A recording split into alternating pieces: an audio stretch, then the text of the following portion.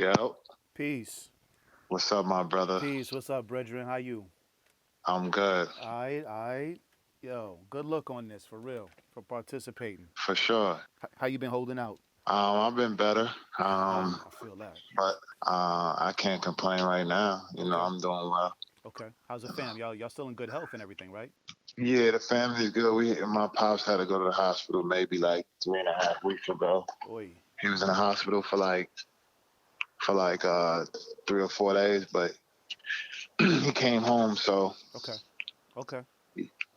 Okay. yeah, Bless. he came Bless. home. Yeah, Bless. that's a blessing. In Yeah. fact, Bless.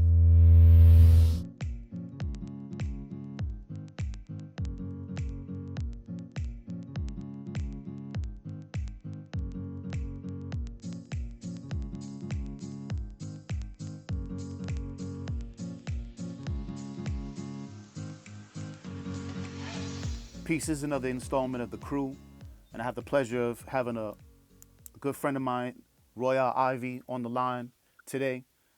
Peace, brethren. how you doing? I'm good. I'm good. I want to thank you again for coming on. You know what I'm saying? Especially during this time. You know what I'm saying? Thanks for having me. This is what it's all about.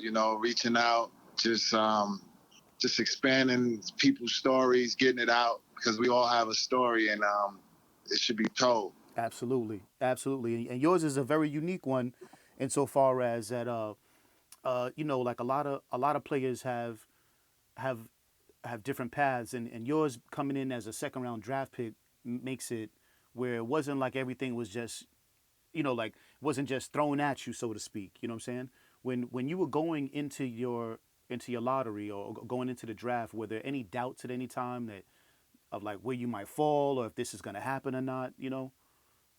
Um, my story is a little different because, to be quite honest, I wasn't even on the draft board to begin with. Okay. So it was basically a process of me having to prove myself every step of the way. Um, Throughout the draft process and me proving to myself, my Mm-hmm. value. Mm-hmm. And it was definitely a humbling experience. It was definitely um, a restart, you know, Mm-hmm. uh, but definitely it was something that I had to prove to myself and I had to prove to the world of basketball that I belong and leave a niche behind as far as what I've done in the past, Mm-hmm. but uh, it definitely was.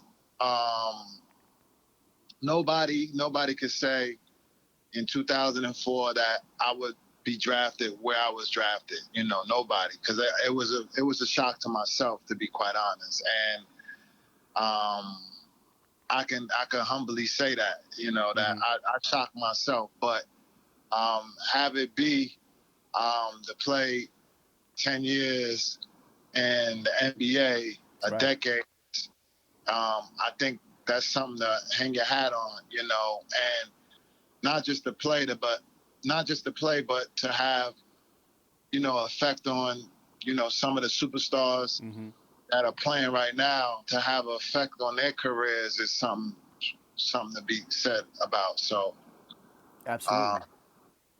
Absolutely. I don't want to jump because you said a bunch of things that make me want to jump topics, but I want to lay down your story nice and easy, and we're gonna revisit some of these comments. You know what I'm saying? Uh, my question to you then is if you weren't going into the draft not even knowing what was your backup plan, and I know that you come from a family of educators, so I know education was something that was impressed upon you probably early through your moms and I think what your grandmother were both educators, correct? Correct. So I come from a lineage of educators. My mother was a school teacher for 30 years. She taught special education in 600 schools in New York, and they Mm, no longer have 600 schools. They were basically alternative schools for kids who got kicked out of the special education right. program for behavior problems. This Maxwell is in Brooklyn. I remember Maxwell in Brooklyn was one of them.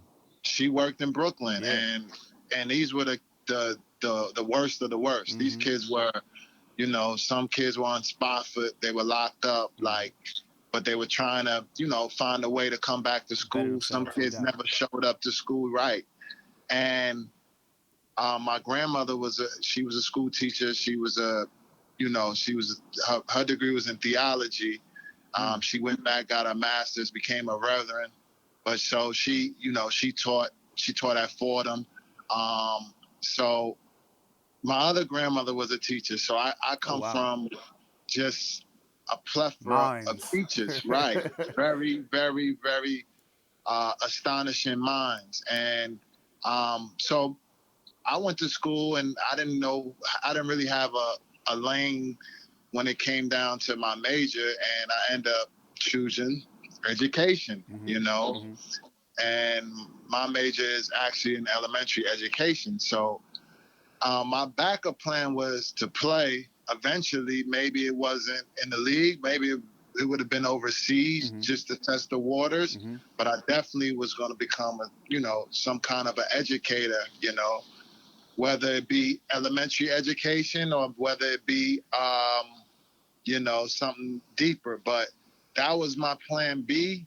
I didn't get to it. Right. Um, I'm in the process of working on my plan B, like as we speak. That's the crazy part about it. I reached my plan A, but now I'm in the process of trying to strive for my plan B. And fortunately, you got time to do it too. You know, Right. it's Due to the times, right. yeah, yeah. And then there's that. You know what I'm saying? When you entered into the league, what were some of the biggest transitions coming into the NBA that, I mean, coming especially from just a college career over at Texas, you come into the Well, NBA, like you say, admittedly you weren't even sure if you were going to make it, and now you're here. What were the immediate uh, transitional challenges that you faced coming in first year rookie? it was a lot of challenges. Mm-hmm. Just the length of the schedule. You play Right. 82 games. Um, the travel. Mm-hmm. Um, the speed of the game was different for me coming from college. It's more systematic, and the game is much slower. The physicality was definitely a change for me.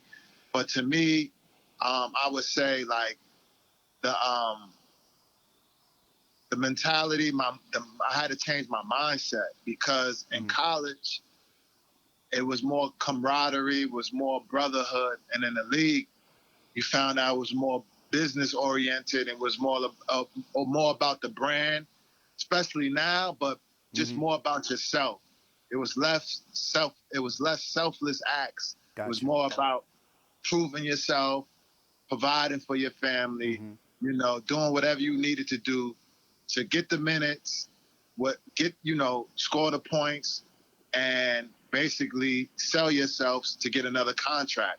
So I had to learn about the business aspect coming into the league Mm-hmm. because that wasn't on my vision board. It was Right. basically I thought it was all about winning and Just being a make good it. Right. teammate, Right. right? Right. And it wasn't about that. It was a business. Like this guy he's on his contract year. Mm-hmm. He came back in the best shape of his life, and he's trying to get a new contract. It's about survival. Right. So Right. Was there a coach or a player when you were coming into the league who was instrumental in helping you realize that, or help to kind of shape how you were going to move forward to be a professional? I would definitely, I'm gonna say Al Harrington. Okay. Um, one of my mentors when I was a rookie Mm-hmm. in Atlanta. Mm-hmm. He's from the tri-state area. He was from Jersey, and we had a connection. We both from the East Coast. I watched him play at St. Pat's. I watched him go from high school to the NBA. So Al was definitely an intricate part in the start of my career because, he definitely looked out for me.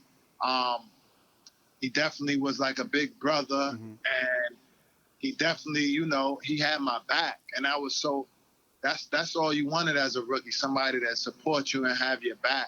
Right. And I learned a lot from him, so I wanted to carry that on after when I walked into a different locker room. you Right. know. Right.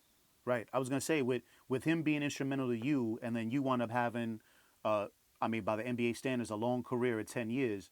Who was some of the people, or how did you, how were you able to sort of extend the gift back? Like it's, I assume this because of the education background and even listening to you, that like you said, that was something that you probably tried to do for other players coming in. Um, which who were some of the players that maybe you have big brothered in, and what did you learn from being on the other side of it? Because sometimes perspective is everything, and being in the league for a while and watching things change.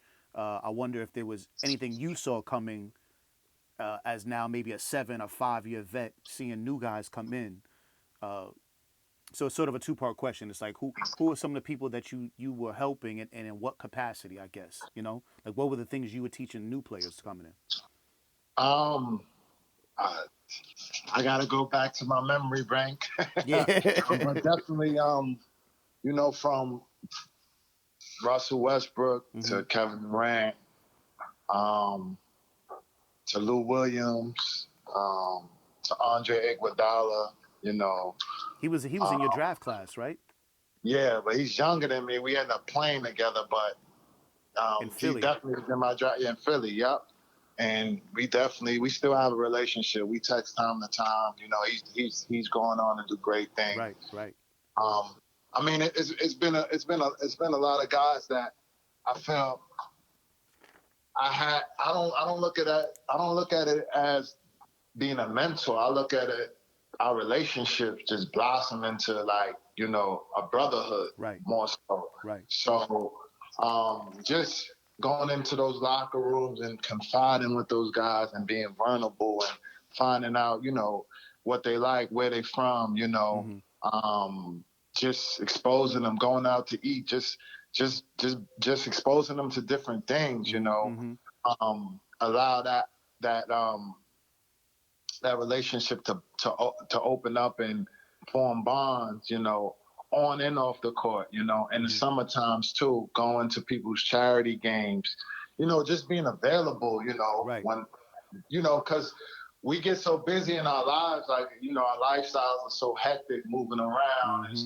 sometimes if you pick up the phone, you send a text, that goes a long way. Right. And it's a big trust factor in our business. Like a lot of us guys, or a lot of former athletes and athletes in general, they don't trust anybody because they've been burnt from previous Right. relationships, Right. previous Right. business All the proposals. So foolishness. right. So just being a genuine friend goes a long way versus anything. It's no special antics. It's no different attributes that I have. I'm just being Genuine. genuine and being real and Hmm. being, compassionate, Hmm. showing empathy. Just the little things in life that we take for granted. I felt like, these guys are looked at as, people idolize these guys. They're human beings. They Hmm. make mistakes, Hmm. they fuck up in life. We all Absolutely. do. So at the end of the day, when things happen, you don't turn your cheek and you like, yo, I'm here. You could talk to me. I get it. You feel me? Right. So I guess that's just some innate ability I already had, Hmm. just to be that glue guy. That's how I was on the court. So I can kind of mold, or I'm like a chameleon. I can kind of fit in with any kind of situation or environment. And being a friend to guys wasn't hard. It was just natural. That's Right. what I did, Do, you do, know. do you think that chameleon type ability, that adaptability, is what helped you to prolong in the NBA, to have such a long career, despite the fact that you weren't necessarily a quote unquote superstar? Definitely. I mean, it's survival. It's survival tactics to me. Now that I look back at Hmm. it, Hmm. I had, I had to fit a certain mold to fit in wherever I went. And for that to be said, um, all the teams I play with, I've been back there twice. Right. So That's right. That's right. I leave, I come back, or I got traded, or I had to make a team. But that's kind of odd that those organizations sought me out for a Again, second go around. exactly because of what. So Yeah, so I guess the first go around was good, but I had to adapt to that environment, that culture. What Mm-hmm. was that culture? So I had to live it, I had to breathe it. Right. And then I had to be a stakeholder in it. And then by me doing that, I helped the younger guys, adapt to Right. follow the way, how to be a pro, how to be punctual, Mm-hmm. all the The little things business, that the people don't know, business, the like you say, the business side, business of it. right? But more so, I did it. Sometimes I was vocal when I needed to be. I had my way of doing it. Sometimes I just did it by Example. example, Mm-hmm. exactly. Mm-hmm. So basically, it was the survival of the fittest. I had to survive. Like, I really had to survive. Man. I've been waived. I made it. I made a team. I had non-guarantees. I've been traded. Had partial guarantees. I remember um, when I was leaving Atlanta. Mm-hmm. This is my third year, Mm-hmm. and it's like it's around this time. It's like free agency time. This, Yep. this around this time. As soon as this regular season ends, the regular season already is ended, right? Right. It, Right. It's it, all it playoffs ends in now. April, right? Mm-hmm. We're in the playoffs. We're probably in the Eastern Western Conference right now. Mm-hmm. But so I'm like, watching the games. I'm comfortable now. See, this Right. is when I was comfortable. This is my third year in Yeah. the league. Yeah. Like, Yeah. boom, boom, boom. But I'm a restricted free agent, and I'm like, all right, my agent's like, these teams call it interested, so I don't know how it goes. Mm-hmm. So we get up until like September, and nobody's giving me a contract. Nobody's guaranteeing me anything. They talking. Mm-hmm. We Mm-hmm. might have this. We gotta wait on this. So I'm like, man, I might be out the league now. Like this shit's real now. Right. Like Right. It I'm went. getting It went from excited. sitting back watching playoffs, planning your next season's moves to wait a minute. Where am I gonna be at? Right. Like I got to the point where I'm like, I'm about to get rid of my agent because he ain't doing his job. Right. What is he right. doing? right. so, You got one so, job to do. so I'm in Texas working out, and I get a call from my agent. He's like, "Yeah, I got some good news." So he's like, you know, Cleveland, they want you to fly out.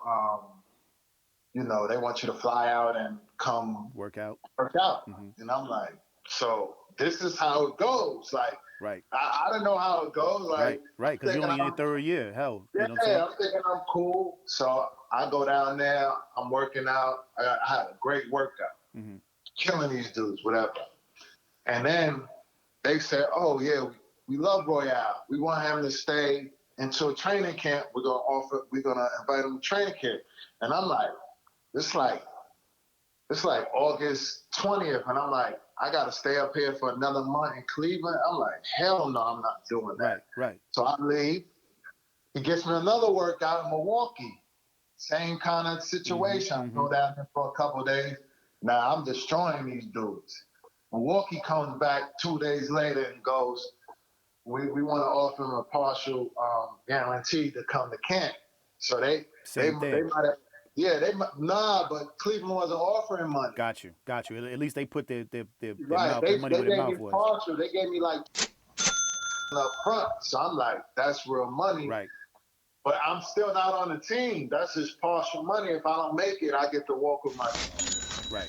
So going into my third year, that's when I realized this is really real. Like this is survival of Business. the fittest Right. because I had to go to 2 mini camps to to Prove to get it yourself, essentially. to again prove myself Right. again Right.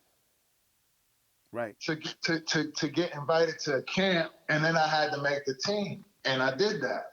But like, so nothing was given to me.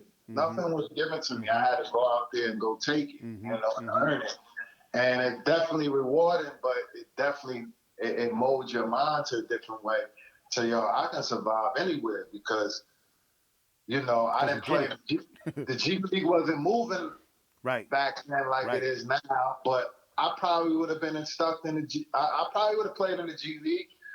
I wish they Right. had the G League when I was playing. Well, I would have got more yeah, reps. especially it's definitely way more established It's than established. yeah, yeah, It's not. funded. It's not really looked at as a devotion anymore. No, But no, but it's definitely development. It's Right. and truthfully, it is a place where if you're injured, you can go there and get right. If you a little rusty here, you can go there and get right. I mean, I would agree. I've seen For your it. confidence, for your Yeah, confidence. If your confidence is down, you can go down there and feel superior. you know what? You know, As you let me ask you this: how I think a lot of fans don't realize this. So I want you to elaborate on just what you just said. How big of a part does confidence play in a professional athlete's career, in relation to his skill? confidence is everything. That's what we hold our hat on. Once you lose the confidence, if the skill set is still there, it can't come out. Mm-hmm. Like they say, I had to put my ego in check. I don't think we all have egos in life, but Absolutely. I feel like um, when I was a player, my ego was at a different level than it is right now. Uh huh. So my ego, I definitely, you have to have an ego in sports. You have to have this feeling where I'm better than this person. I'm proven. Like you have to Mm-hmm. have that kind of That little that edge. aura. Uh huh. Yeah, you have to have that aura about you because if you don't, you're not gonna make it. If you second guessing yourself, do I belong? Is this for me? It's Mm-hmm. too late. Mm-hmm. Like, if you trick them once, you ain't gonna trick them again. Right. So Right. the confidence is everything. A lot of guys lose confidence. They lose confidence, and then you say, that's why fans say, oh, this he was doing this, and Uh huh. then the confidence, you lose your confidence when you get injured. It's a lot of things that can happen that's traumatizing to, just think about it. We're not robots, we're human beings. So, Absolutely. things happen throughout life. We have adversity, and then you have to bounce back, and some guys can't. They don't have that fortitude to bounce back. And that's the mentality of the whole thing. You got to be mentally strong to be a professional athlete because there's so much things, and now in this day and age with social Yeah. media Yeah. and all these different platforms and guys trying to brand and the money Yep. and Yep. all this pressure, And the it's hard. accessibility. Yeah. you know, it doesn't stop. It doesn't stop. So at the end of the day, like confidence is, I think that's number one. You got to be confident. I said, use those threes wisely. Those three C's, confidence, conceit, and cockiness. All three of them, All and know how three. to juggle them positively. To Right, you gotta juggle them. Sometimes you gotta toot your horn. Sometimes too. That's about because we put in a lot of work. We sacrifice. I've sacrificed summers. I never had a summer where right. I was going to vacation on spring break because we was playing. Right. And my summers are more calculated and more organized. Where I do enjoy myself. I do get away, but it's like I get away and then I'm right back to the music. You Yeah, feel me? yeah, it's not what people think because a lot of people think that it's just when the NBA season stopped, everyone is on luxury boats and cars and flying all over No, the place, no, and it's they don't realize organized. the work. Right. You might take a week off. Some guys might take 2 weeks off. Some guys might take 3 weeks off, but they back to the music. Right. And that's right up until the season. Like, it's nonstop. It's like, all right, I took my 2 weeks off or my 3 weeks off, and depending like on your body, your injuries, your Mm-hmm. workloads, Mm-hmm. that's how you gauge it. But then on the flip side, um, you're working every day like a 9 to 5, but you're working twice or three times as hard Right. because you're trying to amplify your skills. Right. Like at the end of the day, like I remember I was having 3 days. I was getting up, I was working out, um, like weights, Mm-hmm. Mm-hmm. get shots up. I would come back. I mean, I would play. We would play. Mm-hmm. Then I would come back and get shots up. That's 3 times. Right. 3 times in one day. Right. Like some half America don't even get up and work out. Right. Like right. Let alone 3 times in a day. 3 times. Yeah. And that Abs- and I'm doing this just to survive. right. Right. So Right. like, like holla at me like I'm Right. they don't see like I feel like I'm the working class. There's different classes in the NBA. Right. You got I'm the blue collar, I'm the working class, I'm the low income. And then you got the middle class, Right. they're working class, but they're borderline white collar. And then you Right. got the elitists who are the superstars. You Right. know, they're different. They're not. It's only a handful of those guys, Right. those super mega stars. I want like the LeBrons, the Right. Right. KDs, the Stephs, Right. James. There's not many of those, and then everybody else is role players. So you got to fit in. You got to find where you fit in, and then you got to each year 60 guys trying to take your spot. That's right. Brand new guys Brand new guys. who've been watching you. You know, I make this case all the time to my kids when we would talk about athletes, and I'm like, you know, you got to remember that this dude who's been in the league right behind him, especially quite frankly, when we're talking about football, I'm always trying to remind my kids like these guys play hurt because right behind them is a younger dude coming out of college who would gladly take that spot. So the guy in front of him now feels obligated to put himself out there in a way that maybe he wouldn't have without this fear or this pressure of someone coming in right behind him to kind of undercut him. Though it's not done in that shark way, it's just it's competition, and that league specifically sort of has no problem with saying, hey, look, we're gonna move out this guy because he's this age or he suffered this injury, and we're gonna bring in this new young guy to see if he can basically take over the spot or hold us down. You know? You said it. You said it correctly. I mean, all sports are like that. I kind of see it as like it's like the meat factory, and we're all on a conveyor belt. And there's grade A meat, there's grade B meat, and you know That's there's right. questionable. And you know the fact of the matter is like Father Time is undefeated. You That's feel right. me? That's right. So the older the body gets, you know, the more prone you know, for Mm-hmm. injuries and Mm-hmm. just, you know, your skill set might be the same, but you don't have the same quickness, you don't have the same speed, you don't Right. have the The same lift is different. stamina. Mm-hmm. Right. So that grade A meat that was grade A 3 years ago is no longer grade A. So every year everybody's put on a conveyor belt and they grade you. Oh, he's this, he's that. And if you're grade A, you stay. If you're anything lower, grade B, C is questionable. You chuck meat. That's right. You know, Might be sausage before you know it. you sauces. They will get rid of you, and it's nothing because the entity of the NBA is always going to be here. Players come and go. Right. You know, it's the same show, different Different class. people. That's right. Right. That's right. What was your most memorable team that you played on? It definitely had to be my most memorable team had to be the 2011 2012 OKC. OKC Right. for sure. Right. Right. I I mean, figured. I figured so. I figured I as mean, much. we were that close to winning the championship, Right. and it was just like, you know, I really solidified some relationships, you In know, that run. in that route with Nick Collison. That's one of my good friends to this day. We Mm-hmm. call him Mr. Thunder, and Kevin and Russ, and you know James Mm-hmm. Harden was on that team, and it was so crazy to just think about. We had three megastars on that team still to this day Right.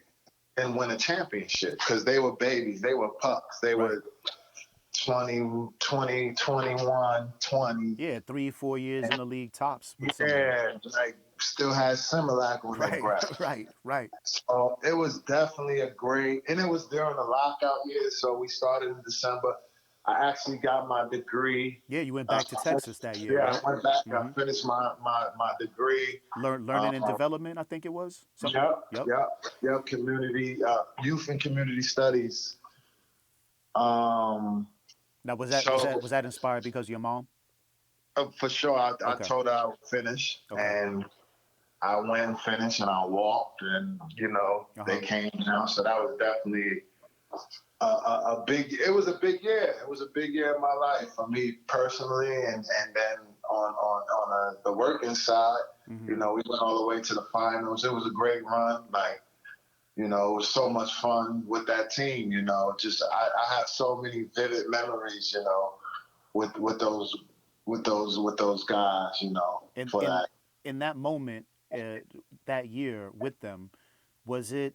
Did you know that there was something special about the three individuals and how they've been put together, or was it still so new that I was like, oh, these guys are good, but I guess what I'm asking is, what could you tell then? I know hindsight is always 2020 Right. eyesight. No, but definitely the year before I knew because we made it all the way to the Western Conference Final, Finals right? and got swept by Dallas, Mm-hmm. and Russ had just made the All Star team for the first time, and Mm-hmm. KD was on the prowl, becoming one of the best players in the league. Mm-hmm. And James, that was his second year. He averaged, I think, 14 or 15 off Off the the bench. bench. That's right. I remember I used to have to talk to him because he would always come to me and say, "Well, I'm better than so and so," Mm-hmm.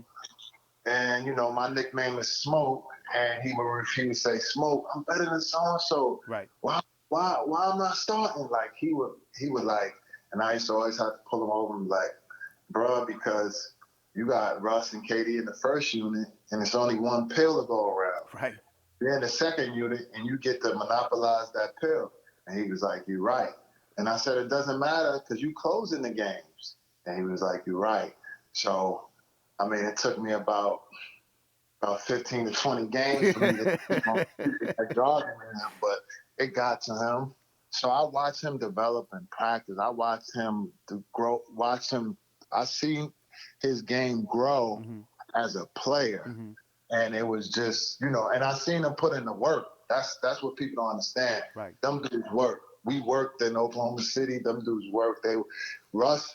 I mean, Katie and Russ used to have this thing. They used to like battle to see who got to the gym first, Really. and it was really competitive. Yeah, they were the first two guys in the gym every day, It's funny because every Russ day. still has that mentality. Because I know in Yes, OKC he always shows up extra early. Like, yes, it's very rare that anyone shows up any earlier than he does to the gym. and that put pressure on KD because he knew somebody was on his heels, Right. so he was always looking over his shoulder. But those dudes were hard workers. KD's probably the hardest working basketball player I ever seen. Really. He's strategic, he's organized, yes, Okay. and it's efficient. We, There's no extra. He gets to the point, gets his work in, and he's out do you think that he has the best work ethic you've ever been around? for sure. Okay. Because it's like because the talent, when the talent reaches the work ethic, that's when you become special. Mm-hmm. When you not, it's not about working out. Because good players work out. All players work out. That's a myth. They all work out. Right. Some people have their Better workouts than others, but yeah, their motor is a little bit higher, so they go a little bit harder. They get more out of the workout. But great players, they outwork. They outwork guys. They outwork mm-hmm. guys. They in the Mm-hmm. gym all the time because they chasing the greatness, and it's pressure. It's pressure. It's pressure scoring 25 a game every Right. night. That's right. So they know they gotta fine tune, and they know everybody's not doing what they're doing. So I've seen it. I've seen them guys in the gym every day. If they were sick, if they Do dude might just tweak something, right. but he's still trying to get up shots or do something. We're telling him, nah, sit down. You gotta sit down. You gotta save Right, yourself. right, right, right, right. We still got a game to play. We still got games on the schedule. Right. But they thought they were invincible, back then. They were 20, 21. They weren't getting hurt. But Right. now it's different. Your body's different. Yeah. Well, now cats are definitely more willing to take the time to say, you know what, big picture. If I want to Right. be around for more years, if I want to be around or helpful to my team in the playoffs, you know, I maybe need to take a step back. Do you think that every team? Well, first let me ask you this: Do you think? Well, yeah. Do you think that every team should have someone who has this type of motor and work ethic? And have you seen, especially now that you have transitioned to coaching, uh, do you think that all great players need someone to push them, or is it self motivation? Because in OKC you had a very unique situation where you had great players around each other, pushing each other. So that seems like a natural progression. But not every team has necessarily this kind of nucleus or that many good players on, like, of that caliber. You're right. That's true. It's rare that you see. I mean, that's what all the teams are trying to emulate. They're Right. trying to emulate. Um, a Batman, and a Robin. Mm-hmm. And then if you're good, you got a Green Lantern or a third Right. superstar, you Right. know. So to me, it's like there's to me like those special players are they're hard to come by. So what their intrinsic motor is different, and the way they look at the game is different, and the way they approach the game is different. But when you put them beside another guy, then what happens is it's competition. Mm-hmm. It's friendly competition within the team because everybody's vying to be the number one guy, you know. And then eventually that the cream always rises to the top. Right. That guy who is the number one guy, like on a coaching aspect, we know who the number one guy is. Right. But the number two guy is always supposed to be pushing the number one guy. It's friendly competition. Mm-hmm. But I think I think I would definitely form a team up where I could have two guys of the same kind of calibers or skills and pair them up together and see what will come of it. You know, I definitely want that. You know, especially in practice. You know, Mm-hmm. those guys on opposite end, like pairing them up. Other thing we would do, we would split the time. So in the games, like this is your 5 minutes to rock, and then all right, the next guy, this is your 5 minutes to rock. Then coaches do that. They start these guys off together, but then they take one guy out. People don't even realize that Right. that guy will sit. He'll come back and play with the second unit, and they kind of feature him in the second unit. So they stagger their superstars to allow them to, To get you off. know, to get off. Mm-hmm. Mm-hmm. People don't that's a big thing, and that's hard to do as a coach because all right, these guys are so in tune on what time they go in the game. You know, I remember Rush used to look at the clock when I was a coach, and I peeped this, and he knew at the 6 minute mark he was going back in. So you ever watch him? I don't know if he does it anymore, but Right. he'll get up and he's looking at the coach like, Like I know it's time. yo, hurry up. He used to get mad if it was like a second two off. Playing like 36 minutes, man. So, what's 2 seconds, Holmes? right. But So that's what makes special players special. You know what I'm saying? yeah, they're special. They know they love their job. They love what they do. They're passionate about it. But when he's a professional. Like when I saw him this year, I'm working with the Knicks now, Right. and for Houston, he came out and he kind of bumped me, but we on the court, so it's no Yeah. lovey stuff. And then after the game, he came to the locker room and we talked it up, Right. and it's all Right. love. That's Right. my brother. Right. You know what I'm saying? But Katie wasn't playing. We didn't talk before the game, Mm-hmm. Mm-hmm. and it's love after the game. Because it's It's work. still competitive. It's Right. work. Yeah. So It's funny you say that because I hear sometimes criticism from fans about.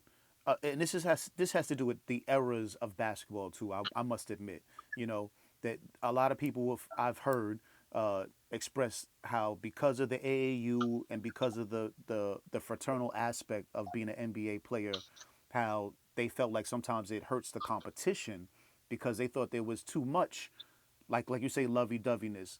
And it's interesting you mention Russ specifically because he's one of the few people that he has a demeanor about him that's very old school. Like, right. like we're here to do work, and then we could chop it up and be cool afterwards, away from all this. But right here, I'm coming in here to do you. Period. Facts. I mean, I would say it's definitely the new generation of ballers. They come. It's a whole different manuscript. Like Mm-hmm. from the AU, from EYBL, how the upbringing. They all played against each other. Which coming up, I played against a lot of those guys. But now with all these different AU Right. tournaments that Right. they facilitate, you see these guys multiple times throughout the summer, so you start bonding Mm-hmm. Mm-hmm. relationships. I get it. And then they're going to college and they're trying to choose what school they're going. They're trying to Be do with the their peoples. superstar. Yeah, they trying to do Batman and Robin and Right. pair up in college too, Right. and that's what happened. So I get it, but at this level is a little bit different, and I don't think that mentality of like, yo, when we on the court, there's no friends. Off the court, we can go have coffee, go out to eat, whatever. Mm-hmm. But um, on the court is no friends because it's competition and it's not friendly competition. So like as a veteran, as an OG, if I'm in the locker room, I'm gonna scold that guy a little bit. Oh, because we buddies. Right. That's your friend, Right. huh? And we used to have a line. We ain't on that shit. We ain't on that shit. Right. Right. We don't like. That's right. We don't do that shit over here. So And it's I definitely yeah, I it's think about it. definitely You got new. Perkins, dudes like that. Like I'm trying to Yeah, think of people who've been on those teams that but I was ingrained before I even got got there. there. I was ingrained because my best friend played in the NBA as well. T.J. Ford. We were in the backcourt in college together Uh huh. Uh for huh. 2 years. This is my brother. Like I beat up for him in college. Like, this is my brother. Like ride or die, still to this day. How, And when I got on the court with him, he was playing. He was in Milwaukee, Toronto, mm-hmm. San Antonio. Where else did he play? In Indiana. Right. Like I Right. remember when I was in Philly for the first time, and he was Toronto. I was in the game, and I was trying to kill this dude, and he he got me in foul trouble and told the coach put my bum ass back in It's like I the game. finish him off. Yeah, he said, put his bum ass back in the game so I could foul him out. And I was so livid. But after the game, it was laughs and jokes. Right. We went back to, being who we are. Right. But Right. in Right. between those lines, I wanted to punch him in the face. If you can, I'm curious about this story about college where you came to his defense. Like, how does that Oh, even happen? that was a crazy story. I mean, that we were in Oklahoma State. I think this is my sophomore year, 2002. And they're number 3 in the country, Mm-hmm. undefeated. We coming in there, we trying to beat these guys, and we're beating them. And so the ball goes out of bounds, and TJ and I are going for the ball. And I remember jumping out of bounds trying to save the ball, Mm-hmm. but I couldn't get to it, so he kind of pushed me a little bit. Mm-hmm. And no, sorry, I said that wrong. I was behind him and I pushed him a little bit because he was in my way. Mm-hmm. And as pushing him, he knocks over this pregnant woman who was standing there. I don't know why she was standing here. This is a sold out Right. crowd. Right. Right. Right. Well, she was standing there. God put her there. Right. She was standing there. He knocks her over. So I'm watching the whole thing. And so it was a security lady right there. She's standing there. So TJ goes to help her out. The security lady picks her up. As he turns, it's this look, and he just grabs TJ by his jersey. So my reaction is like, Get off him. I ain't happy with Right. that. I grab him, and I'm thinking I'm WWF. So he got to the ground, and all hell broke out.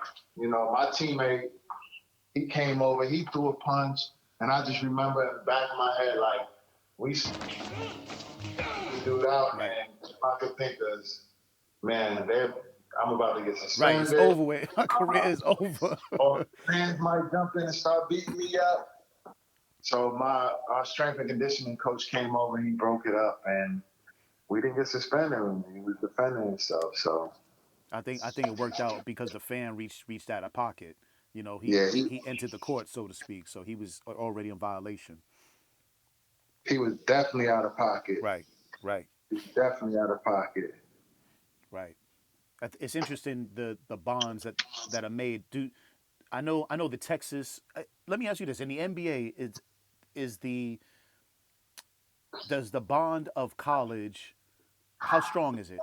Because I mean, I know in your clique, I know you guys, I know there's a lot of Texas guys in your clique, whether it be, but TJ Ford and DJ Augustine, you, Sure. Kevin Durant. I mean, there's a couple of, I mean, more than a couple. There's a good amount of you guys in the league.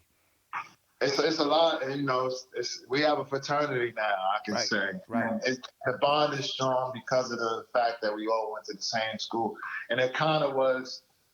It's like the Rick Rick Barnes mostly produced all these guys, but then now like Shaka. It's funny because I had a Zoom call where I talked to his team yesterday, so I have a good relationship with the coach there. And so, those are like the little bros, the Jared Allen, Right. the Miles Turner, the Jackson Hayes, Mm-hmm. Mm-hmm. But it's a fraternity because we all share that same common denominator, like that burnt orange. We all put it on, we all bleed it. So it's definitely love, and actually TJ and I are starting up a group, um, basically a fellowship group with all the guys that played in the Okay. NBA and overseas. So, you know, due to the COVID, we couldn't get together, but we had something planned for this summer that we were just doing like a charity event with all the guys. So yeah, it's definitely a brotherhood. It's definitely fraternities, and those are my brothers. When was Royale Ivy at his best? What year do you feel like was your year that you were like, you know what, I was popping on all cylinders, and what does that mean for you as a player and specifically as an NBA player? Like what were you? What was the confirmation to you? Like I think everyone has a different sort of criteria as why they Oh feel yeah. like they're at their best. I mean, I know when I was in my best, I was in Milwaukee. That was my fourth year, Okay. because I got the opportunity to play Mm-hmm. and kind of just let me go. And I'm not, you know, it wasn't like, oh, because I scored so and so Right. amount of points and I averaged this. It was just I was free. I Mm-hmm. was just playing and back to that, I surprised myself because the rope was never given to me in that aspect. It wasn't long enough. My rope was always short. Right. So the fact of the matter is, my coach Larry Kristoviak, he's actually the head coach at University of Utah, allowed me to basically just blossom and just play and play freely. And I'm thankful for that opportunity because that built my confidence. It Mm-hmm. was like, oh, I could do this. I could do that. And I was buzzing, like, I was starting. I was, coming off the bench. I was in so many different Right. Capacities. situations there. The Yeah, trust but was there. it was trust. It was a lot of trust because it was constant. Mm-hmm. It wasn't games where it was like, oh, we can't play him or he's not gonna play today. It was like, nah, come on. They used to call me Eyes. Like, come on, Eyes, you're going in there. We need you. Come on, give us a spark. Like, so definitely Milwaukee. My fourth year was probably like my year where I was like, yeah, I belong. Like that's when I knew I belonged. Mm-hmm. Like Mm-hmm. like I'm gonna be here for a while. Right. So Well, what you're saying, I guess, because you also transitioned, like you say, out of a situation that originally you thought was a comfortable one, like, and I think it's like most things. You're young, and you just think everything is gonna last forever. So here it right, is. You're drafted by the Hawks. You're on a young team. You know what I'm saying? With a lot of young guys on there. They were in that rebuilding phase, and I right. guess it's very easy to be like, hey, you know what? This is what we're gonna do. We're going this route forever, all of us. You know? But yeah, right, because the thing was, I did everything they asked me to do, Right. like everything to the T, like everything they asked me to do. I'm professional. Like it was nothing that I did and could say, yo, I messed up. Right. So that was the thing that it hurt me, and I had to find out that was the business Mm-hmm. because they brought all these young guys. So I was there with Josh Smith, Josh Childress, Uh huh. Dante Smith, Boris Boris Diaw. Diaw. We were Yep. really young. So I was like, all right, we're gonna develop, sort of Right. like college, and in 2 or 3 years, you got some, guys got better, stronger, understand the game, Mm-hmm. and then before you know it, it's like, all right, they picked up my option, but then it was like, okay, well, this is a scenario that if this happens, then we can resign. But so it was Had no real scenario. stipulations. Right. It was no. It wasn't committed the same way you were. No, it wasn't saying, well, we definitely got to have you back. We're going Right. to do this. We're going to make it. It was like, we love you. Thank you. But you got to go. So I packed up my stuff. I bought a house out there. Right. And, I'm thinking this is going to be home. I'm Right. going to be planning for a while, 6, 7 years. Right. And that wasn't true. Right. Right. So as we fast forward like 10 years, you realize, it's you at the end of your basketball playing career. You spent some time in China, right? Yeah. With the Southern, Guangdong Southern yeah. Tiger. How did and a lot of players go that route. Matter of fact, I know Josh Childress. He was one of the first people I can remember out of that little clique. He wound up going to Greece early in his career. Yeah, for the money. Yeah, absolutely. Eh, how did the Chinese experience shape your view of the NBA? What did you glean from that time that you spent in China? The Chinese experience was the most humbling experience because that ended my career. Mm. Uh huh. Uh huh. That was like, I played 10 years in the league and then to go play in China was like, you have expectations as a human being, Right. which we shouldn't. And I was let down, and just the language barrier, just the fact that like I wasn't accustomed to just living in China, the Right. food. Right.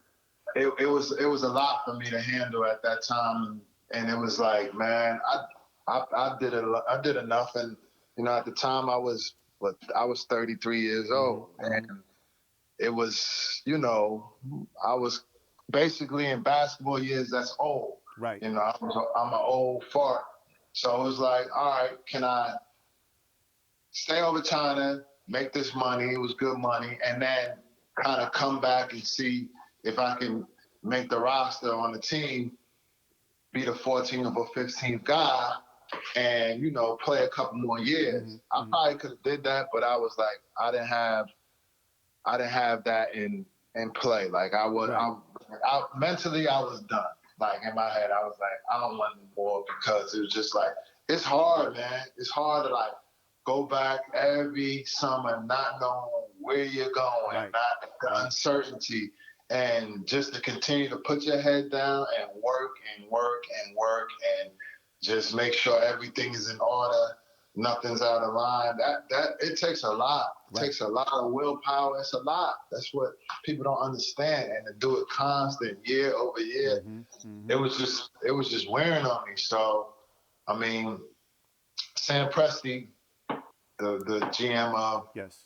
Oklahoma City Thunder, reached out to me and was like, what are your plans? And I was like, I don't know. Most guys take time off. And he was like, well, the G League they're moving down from Tulsa to Oklahoma, and I got a video spot open. If you're interested, let me know. But at that time, Philly was calling back for the third time, Mm-hmm. and they were trying to get me to play, but they wouldn't guarantee the money. Right. So I was like, I'm older now. I'm like, I know the game now. Y'all got to put out real money for me to To even come commit. out here. Right. Right. Y'all saying come to camp, do this. We want you around. We want you to mentor our young guys. Da, da, da. I don't know if Joel Embiid was there at that time. He might have been. But Fresh out. He had to been fresh. he Fresh might out. have been a rookie. Yeah. Yes, I think he was a rookie because I met Joel before he got drafted, Mm-hmm. and then we formed a relationship. But I was like, man, y'all not showing me the money. I can't really commit. I have something that I can go to and develop into, and that's what happened. They didn't want to give me the money, so I said, all right, I have another option. This is not my only option, Right. and I jumped into coaching. So you didn't really have a coaching bug going into it. This was an opportunity. You said, you know what, let me try this and see how I fare out because I can still I be felt like around. I always been a coach on the court. I'm a Okay, point guard, so I'm an extension of the coach. got you. So, and I understand the game. Yeah, and prior, I've done other things. I've coached in the NBA Top 100 clinic, with the best high school Mm-hmm. players in the Mm-hmm. country. I coached Devin Booker in that, Mm-hmm. So I've done coaching throughout my when I was still a Right. player. Right. It intrigued me, so I had to get a little taste for it. And quite frankly, coming from again to backtrack a little bit, coming from an educational family, to educate is sort of in your DNA, Right, like to period. teach.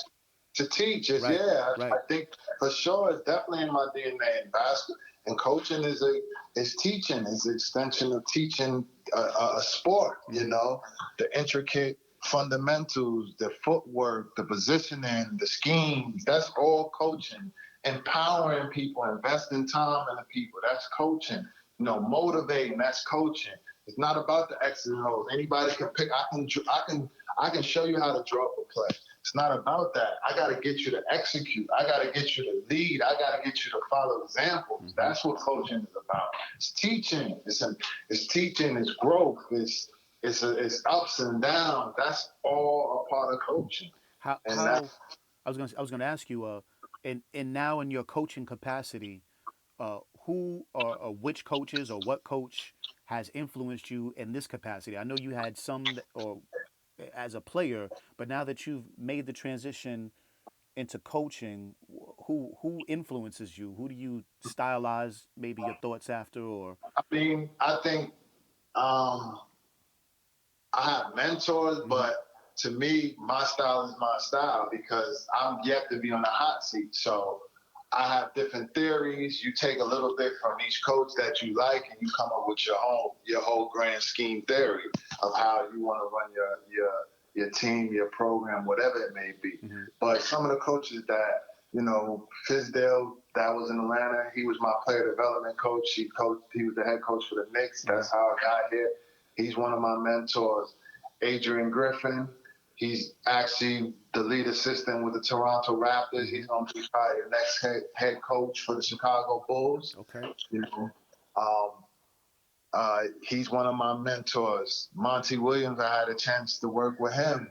I've worked with a lot of great coaches in my Absolutely. short time. So I'm taking bits and pieces, and I don't want to just basically model my coaching style after any coach Mm-hmm. because I Mm-hmm. think I'm unique as a person. So I don't want to say, oh yeah, well I just imitated what he did. I'm gonna do it my way. Is that So something? Is that something you are now, as you stand now? Is being a head coach something that you aspire to? for sure, Okay. for sure. I Okay. didn't know getting into the business. I wanted to aspire. I just wanted to stick my feet in and check the temperature. But Right. now being in it, I definitely aspire to be a head coach. Because we need more leaders. Not just on the court but off the court. More activists off the court. Yo, you are not Speaking lying for there. real. You are not lying So there. because those guys have that platform, you got to utilize that platform as far as like what are you doing in your community? How are you uplifting your community? How are you uplifting your people? Right. And that's what I want to do because it's not a lot of African American coaches as head coaches in the NBA. It's only 30 jobs. Right. To get one of those 30 jobs, you know how how experienced, how exceptional you have to be, Right. or how hard they make it for you to get there. Right. It Right. might not be that hard. It is hard. Right. Well, a lot of people don't It's think only that. You know 30. what I'm saying? Again, Huh? from the outside, people think that it's. I mean, well, let's be honest. In terms of sports, especially era wise, it was not. I try to explain this again to my kids that the way that we view sports now has evolved because I remember when I was coming up, I'm not trying to bash football, but I totally remember when it was a popular belief that you could not have someone black running the quarterback position. Like this was considered to be fact. That they literally were like, well, he someone of color doesn't have the mental facility or capacity to actually run the quarterback position. You could run, you could jump, you could catch, but you can't actually run the team. So, these mentalities have definitely surfaced in other sports, and you see it less and less, but it's still there. Whether it be GMs, owners, coaching, you know. So I say all that to say that time is coming for changes. You know what I'm saying? And For sure. I for how mean, people see things. we're living in different times. There's definitely more, people that are conscious of what's happening in these times, and Right. they don't want to be silent. So at the end of the day, like, when you get your shot to talk about it, and when you get your shot up, it's basically, I don't even say power, but when you feel comfortable to to to to to expand on and talk about these these social injustice, Mm-hmm. um, that you do. You stand on your two. What are you standing on? If that's your foundation, then you need to talk about it. Right. So, I, I, I couldn't see myself being in that situation and being quiet about it just because of a job. Right. You know? It, So I was gonna say, it's interesting you said this because saw somebody the other day post something about how uh, the silence of different sports athlete, athletes and yeah is deafening.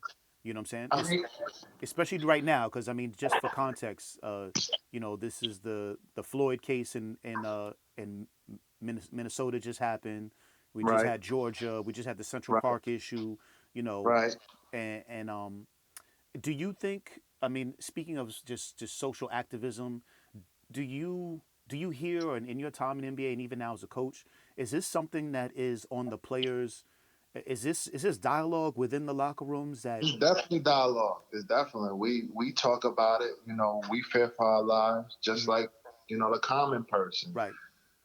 But at the end of the day, all athletes are not activists, Correct. and that's not fair to say. Well, just because you have that platform, you should speak on it. Now, there's some guys that are very outspoken about it, but for for the for the superstar status, Right.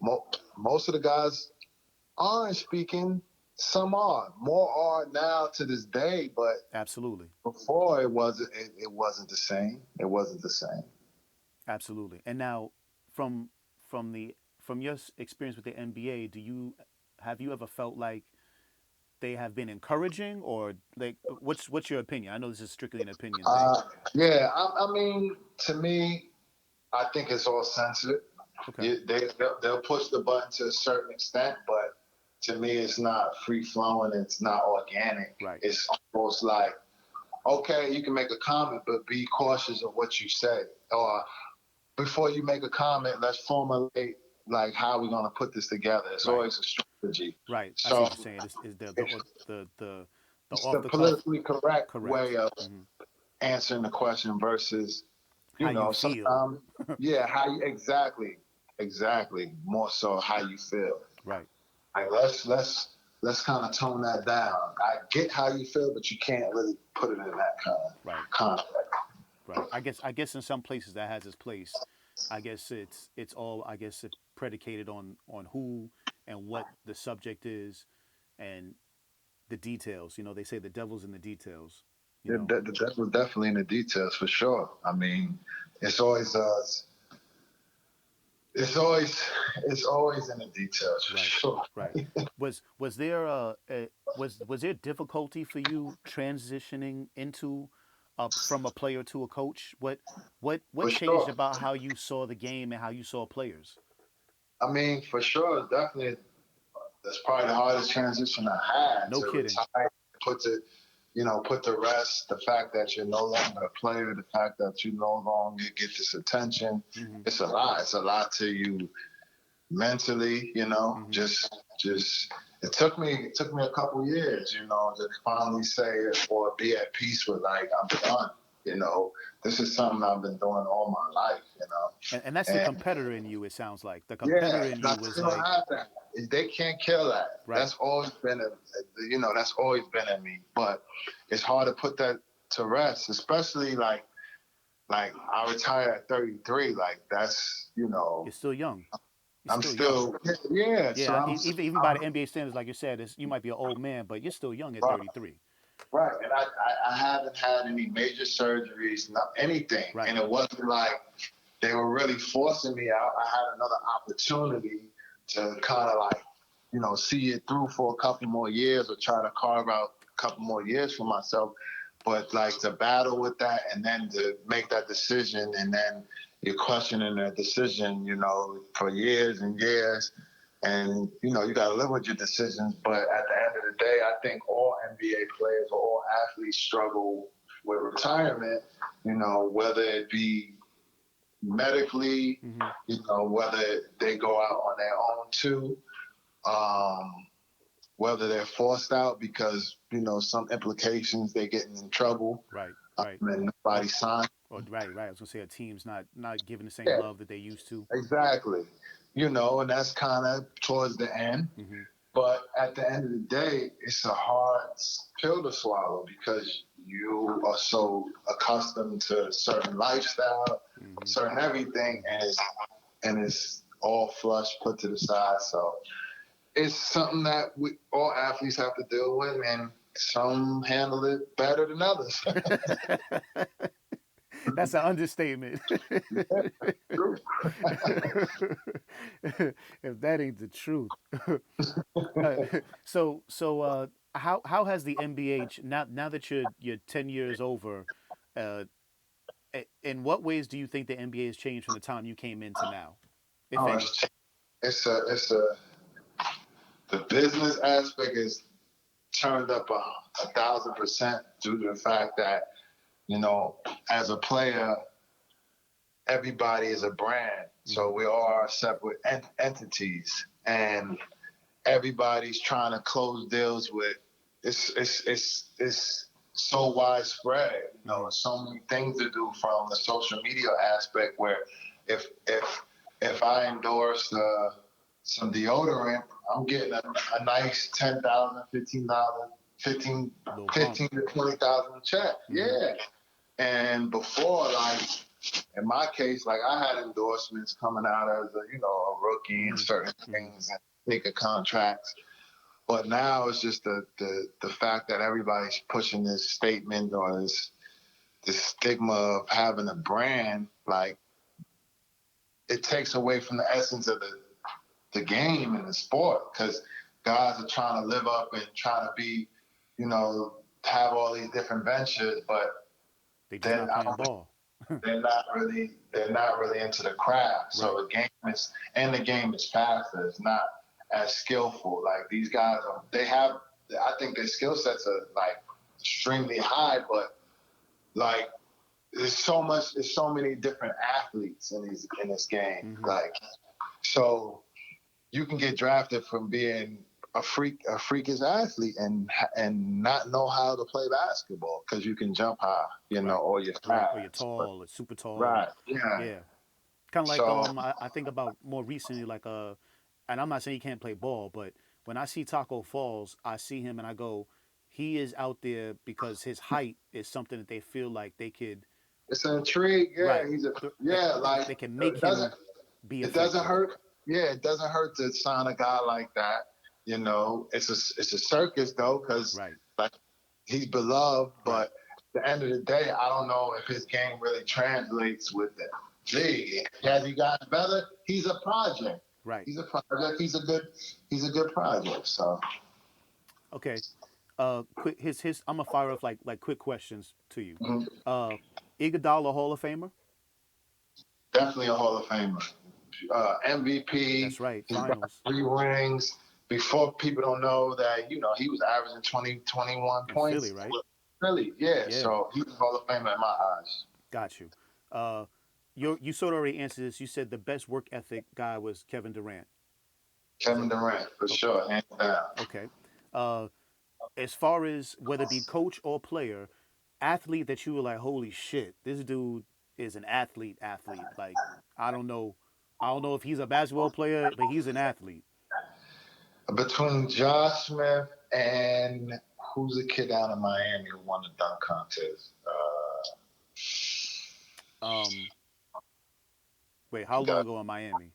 No, he just won it recently. Oh yeah, Derek, yeah. Derek is his name. Derek Jones. I don't know. I gotta look it up. I'm bad for this. Yeah, me too. It's funny you say Josh Smith, man, because I quiet would is say kept. I I I seen him. I would agree with you, man. He is. I used to we would watch him and be like, yo, this dude, he's doing things that are crazy. He was 18 years old doing them too. Right, right, right. I mean, I remember the year he put up LeBron esque numbers, you know, and Uh I huh. remember thinking to myself, wow, this dude, he does have some potential, as they say. You know what I'm Yeah. saying? Yeah. Derrick Jones Jr. That's his name. I knew I wasn't There, tripping. yeah, yeah, yeah. There you go. It was Yeah. Aaron Gordon and Derrick Jones Jr. Yeah. No doubt. That kid is like he's a pogo stick. Um, Toughest cover for you when you were in a game and this dude was on the court, or you knew you had to play this guy. You're like, shit. All right, let me get right, get real right. Come on, man. Kobe, man. Bean, rest in peace. Okay, okay. Man, Being second go to MJ. LeBron, yes, I give him his kudos. He's not the player that Kobe is. I'm sorry. Sorry. What was your assessment, especially now? Because I know being a player is one thing, but now that you're in the coaching, it's almost like being in the circle and then stepping out the circle. You can see the fact I'm, that Kobe was quick. That was a quick answer. What was your assessment, both player and coach, and what makes the difference I'm as far as what? as far as That, like what the greatest why of all was time or what? yeah, just like what made him such a tough cover, and especially Oh, because oh. you hear the comparison of those three all the time: MJ, Well, Kobe, and I LeBron. didn't play against MJ. I played against both of the. I played against Kobe and LeBron. Right, Um, uh, and to me, like just the mentality, like I think Braun overall, like if you want to say overall player, he probably is bet like he's probably one. right, You know what I'm saying? right. But then if you got to factor in mentality, certain other things, Mm-hmm. intangibles Mm-hmm. that I think the other two have and he doesn't. So that's why I really don't say, oh, it goes one, two, three. I say 1A, 1B, 1C because All they all ones. kind of on the same level. Right. You know what I'm saying? But 1A is, that black cat. Mm-hmm. 1B the Mamba or Bean, Mm-hmm. and then 1C is Braun. That's how I see it. More so, not like Michael Jordan's the best, then Kobe or Right. LeBron. Right. They're No, all they're all on the platform yeah, together. because they're all generational superstars. They all change the game in a way, in a different manner, in a different view. So I think they all should get their flowers. You feel me? Mm-hmm. Mm-hmm. Mm-hmm. Do you have a story of playing with either one or with any of those guys that I, stands out? yeah, I always tell the story. I'm in OKC. This is the first year I'm there, and I check in the game, and I forgot who was shooting free throws for us. They were shooting free throws, and Bean is at like he's at like the at half court. Mm-hmm. So I forgot who I subbed out to. It's just I just remember this moment. I'm Right. going in the game and Bean's like he got his hands on his shorts. He's bending over Right. and I'm Right. I stand next to him and he looks over at me. He says, "Little fella, who you checking?" And I looked over and I was like, "I got you." Like I ain't backing down from you. I know Right. who you are. Right. Like at the end of the day, and it was just funny because like he gave me like he like smiled like Right. and That like why you come like he's like I stood like right in his right in his like right in space. his space in the vicinity. So like it was a funny moment. I could play it out. Like I remember it and I just remember his expressions and like how it made me feel because I was like, damn, this is Kobe, but like I can't back down Right. from Right. this. You can't allow him to let him know that you know who he is. Fact. So that definitely was a funny story, man. was I'm like, I was gonna say what's up? was there any other like this is I'm in the NBA now moments where you It's a lot, man. I could be on the phone forever if I go down all videos, like from Sam Cassell, me checking Sam Cassell, Mm-hmm. and that's one of my mentors, a good friend. I was actually on the phone with him yesterday, Okay.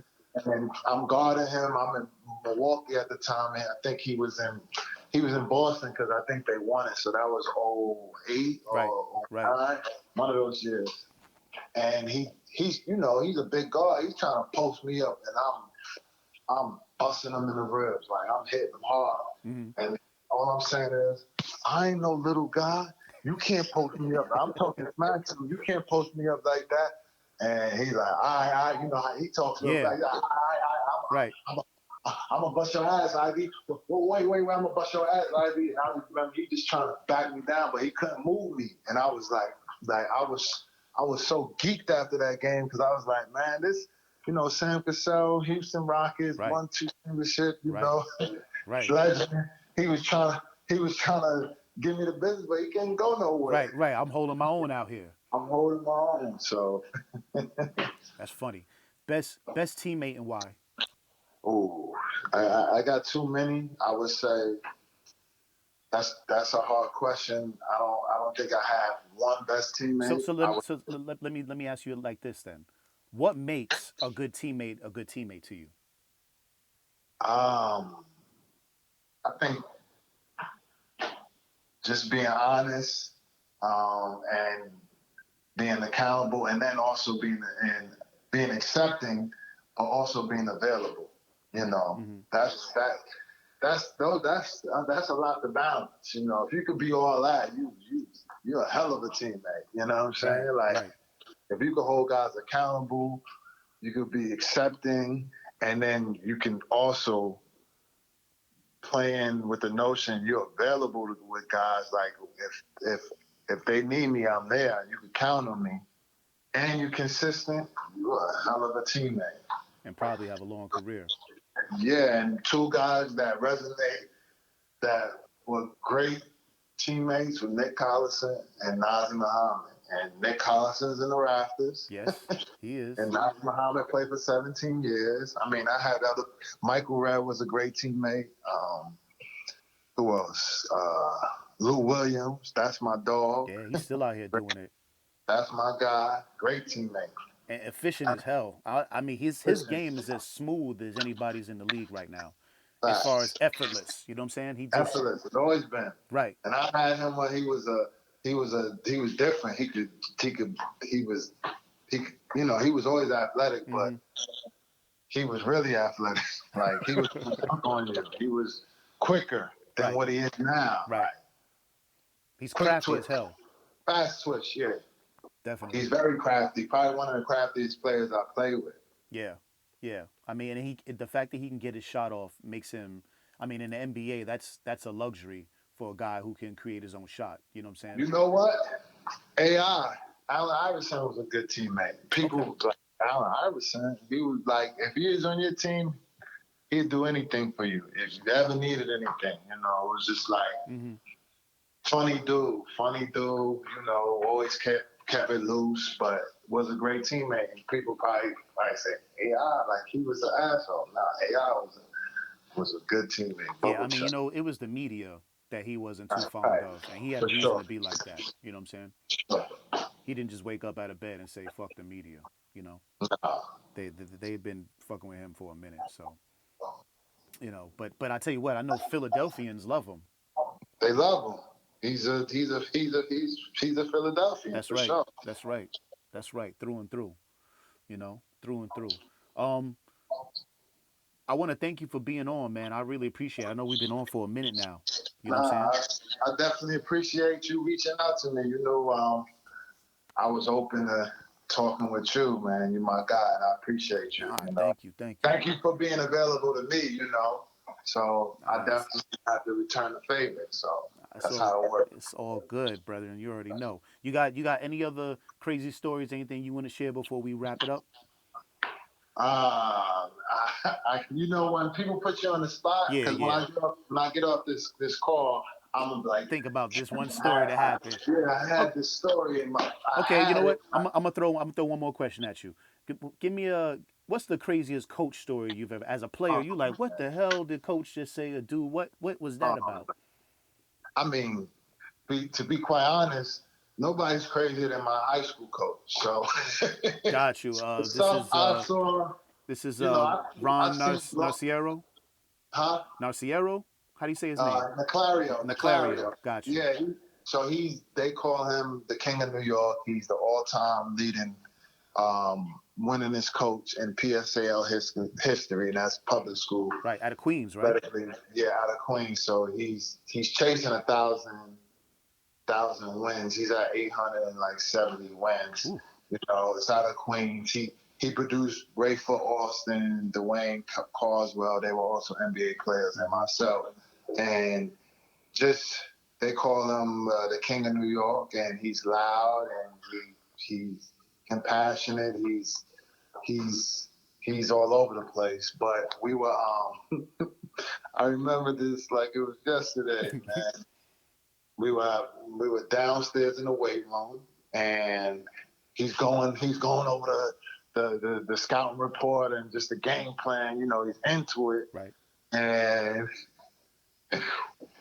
me and another player were talking, like, you know, kind of like Yeah. on the low. Yeah. And he didn't say anything the first time. And we were doing it for like a minute or two. And all of a sudden, he just blacked. He started cursing, And my teammate said, you know, he waved them off. All of a sudden, you look up, and he threw a weight at him. He threw a weight at us. So we like, oh, you know, we moved out the way, and he's like, this doesn't mean anything to you. This doesn't mean these guys don't. He's talking like cursing and all this, and I'm like, yo, this dude's crazy. We just talking, you know, chit chat. Right. I talked about some girls or something. Right. He got to the point where he felt it was necessary to throw away. He's gonna get somebody's attention. That's what he knew. He got our attention, and it was a crazy moment. That's what's up. That's what's up. Yo, Royale, for real. Good luck, man. I appreciate you being on and giving us some insight. And good luck to you moving forward. I know that we're all looking forward to just getting back to some normalcy, some regularity, you know? Yeah, definitely. You know, we all itching, the players are all itching to play. And, you know, hopefully everybody stays safe and, you know, positive and during these times. And thanks for having me. So I appreciate everything. You know, keep in touch and stay safe. No doubt, no doubt. Thanks again for being on this episode of The Crew. Thanks for having me. Yeah, man. My God.